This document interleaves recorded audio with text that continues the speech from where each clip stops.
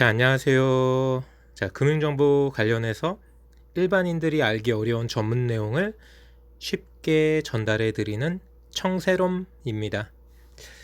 자, 오늘도 시장이 잘 마무리가 되었고요. 자, 이번 주 나쁘지 않게 시작한 것 같습니다. 보이시는 것처럼 중국 증시는 계속 어렵고요. 일본 괜찮고 홍콩이나 대만 괜찮습니다. 우리나라에 영향을 줄 수 있는 경제권이 한 3대 경제권 정도로 압축해 보면은 미국, 그리고 중국, 그리고 유럽 이렇게 나눠볼 수 있는데, 현재 분위기로만 봤을 때 미국은 앞으로도 좋아질 거고요. 지금도 좋습니다. 중국은 앞으로도 안 좋아질 거고 지금도 별로 그렇게 좋다라고만 볼 수는 없죠. 자, 유럽은 어떤가요? 앞으로도 좋아질 거고 지금도 좋죠. 자, 2대1이네요. 그러면 결과적으로 중국의 부정적인 이슈를 우리나라가 어떻게 소화할 거냐. 자, 제가 지난번에도 말씀드렸다시피 중국이 두드려 맞으면은 그 수혜를 가져올 수 있는 나라는 우리나라라고 말씀드렸습니다. 휴대폰이든 반도체든 전기차든 여러 가지로 2차 전지까지도요.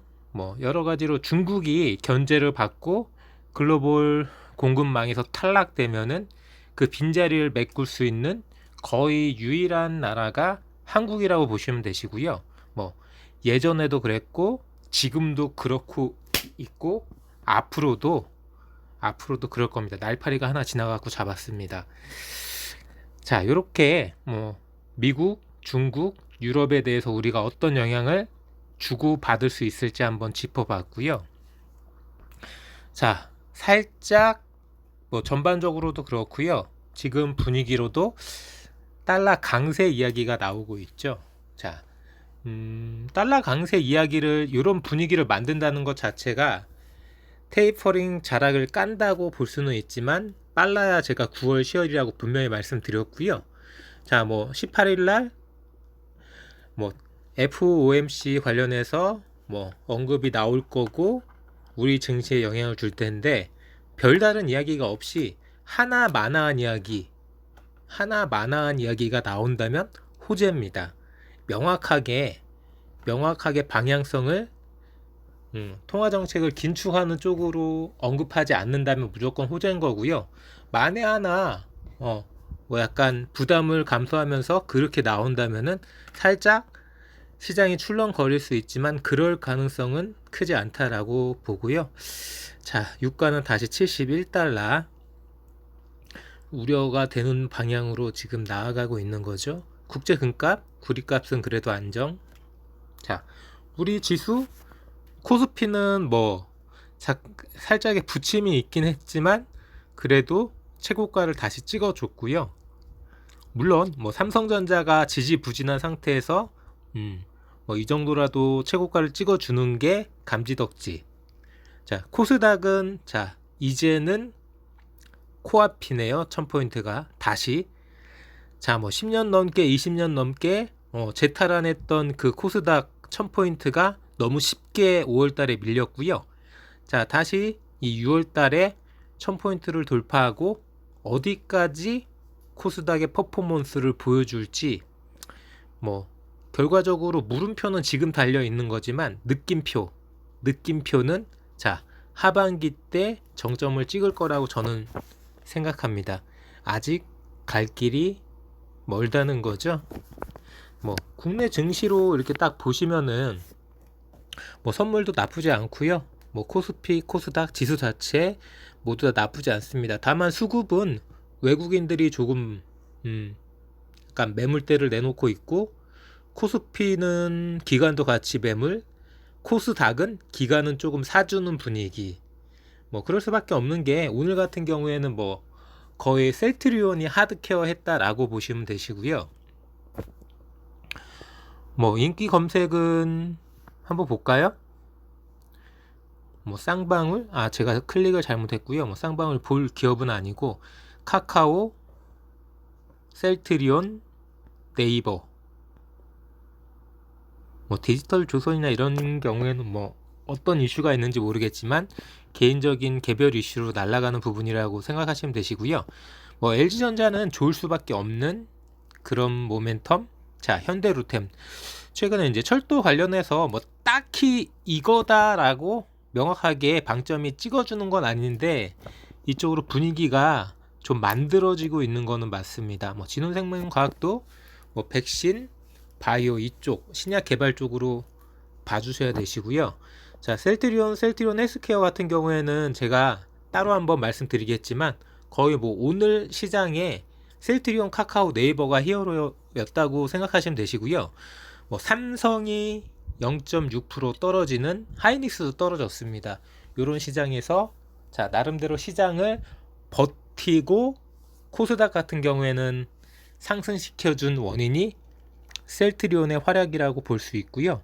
뭐 전반적으로 지수가 나쁘지 않고 코스닥 경우에는 뭐 1% 가까이 상승해주는 그런 분위기였지만 뭐 딱히 주도 업종에서 두드러지게 상승하는 종목은 그렇게 많지는 않았어요. 뭐 거래상이 시가총액으로 봅시다. 시가총액 보시면은 마찬가지로 네이버, 카카오, 셀트리온 빼고는 뭐 그렇게 뭐 올랐다고 보기 어렵죠. LG전자까지.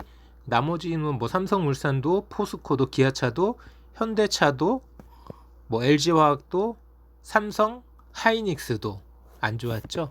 결과적으로 네이버, 카카오, LG전자와 셀트리온이 자, 힘있게 시장 분위기를 만들어줬고요. 개별 이슈로는 뭐 건설이나 철도 쪽 괜찮았던 것 같고, 바이오, 뭐 셀트리온이 움직였기 때문에 당연히 바이오 업종이 뜰 수밖에 없었던 하루였고요.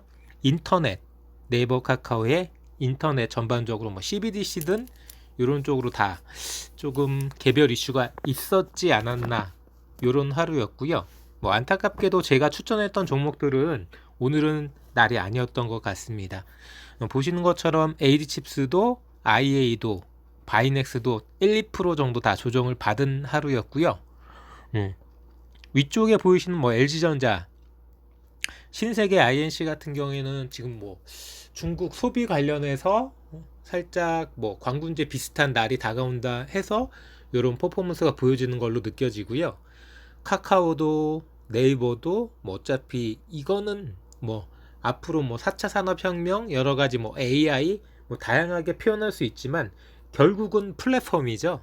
자, 뭐 금융이 됐든 뭐 제조업이 됐든 뭐 유통이 됐든 이 플랫폼을 장악하는 회사가 앞으로는 다 먹을 수밖에 없는 거고요.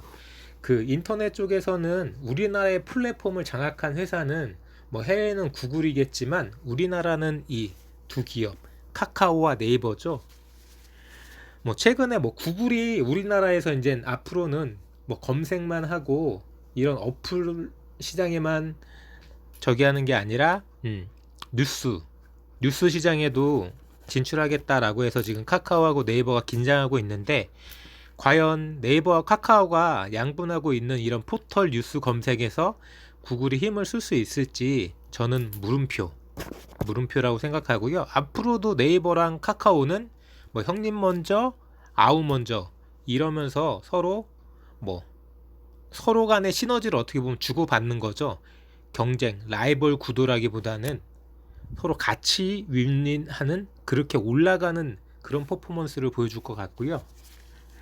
뭐 어떤 한 회사가 올라간다고 그 나머지 회사가 떨어지는 그런 서로에게 마이너스 경쟁을 하지는 않을 걸로 보여집니다. 보시는 것처럼 뭐 현대로템 뭐 대표적인 철도주죠. 자, 4% 상승해 주는 모습이었고요. 뭐 셀트리온 헬스케어가 올라주는 부분이기 때문에 제가 주로 거래하는 코덱스 코스닥 150 레버리지 뭐 2% 넘게 올라주는 모습.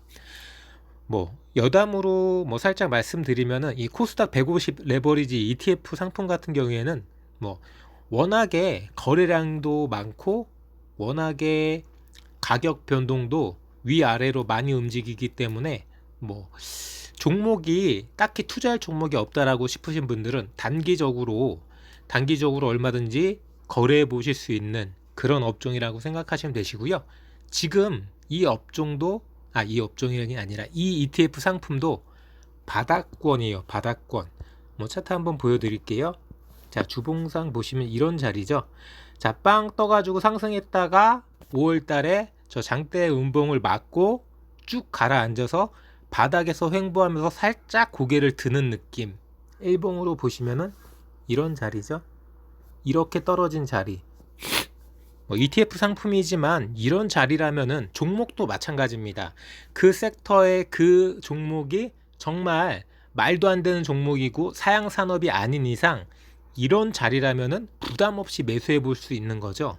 다만 세로미가 항상 드리는 말씀은 저점이라고 해서 무조건 들어가지 마시고 우리는 단기 매매고 시간이 없기 때문에 빠르게 대응해 주는 거기 때문에 주시하시면서 거래량이 붙는 날 분봉상 두세 개 정도 바닥에서 돌아나가는 자리를 확인하고 들어가자 라고 말씀드리고요. 이게 만약에 종목 차트라면 충분히 한번 거래해 보실 수 있는 그런 자리인 거죠.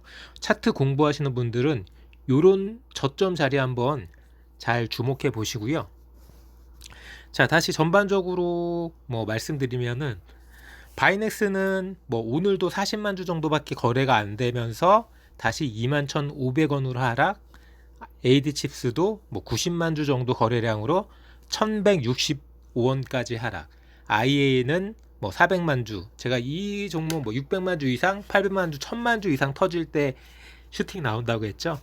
그렇기 때문에 오늘 같은 날에도 35원 정도, 2.65% 정도 떨어지는 모습이었고요. 제가 바이넥스든 에이드칩스든 IA든 오버나잇 분명히 하지 말라고 말씀드리는 종목이고요.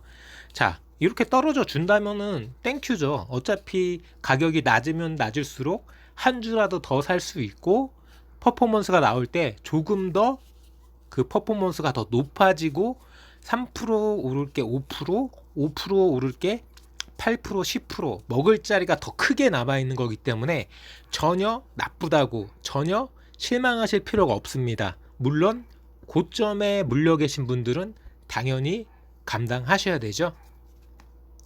자, 이렇게 전반적으로 제가 추천했던 종목과 오늘 시장을 주름 잡았던 그런 종목들 한번 쭉 훑어봤고요. 자, 계속해서 개별적으로 종목별로 이슈 영상 한번 찍어 드리면서 오늘 영상 이어나가겠습니다. 저는 금융정보 관련해서 일반인들이 알기 어려운 전문 내용을 쉽게 전달해 드리는 청새롬이었고요. 자, 유튜브 검색창에 청새롬 검색하시면은 여러가지 다양한 급등주라든지 대선 테마, 주린이 필수학습 영상이나 금융 관련 꿀팁 이런 영상들 많이 있으니까 많이 구독하시고 검색하셔서 자, 영상 보시고 구독이나 알림 설정, 댓글 부탁드리겠습니다. 자, 지금 바로 검색창에 청새롬